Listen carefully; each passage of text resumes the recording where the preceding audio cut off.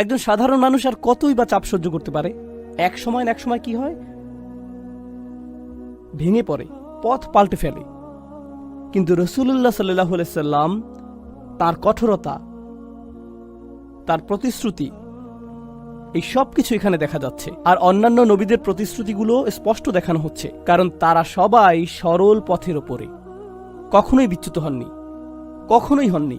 মানুষ তাদেরকে আক্রমণ করেছে, মানুষ তাদের নিয়ে হাসি ঠাট্টা করেছে, মানুষ তাদেরকে হুমকি ধামকি দিয়েছে, তাদেরকে নির্বাসিত করার, হত্যা বা অত্যাচার করার হুমকি নিয়ে এসেছে। এরপরেও তারা দমে যাননি। তাদের পরিবার এসেছিল তাদের কাছে, মুরব্বীরা এসেছিল, রাজনৈতিক নেতারা এসেছিল, সবাই এসেছিল, তবুও পথচ্যুত হননি, প্রতিশ্রুতিবদ্ধ ছিলেন।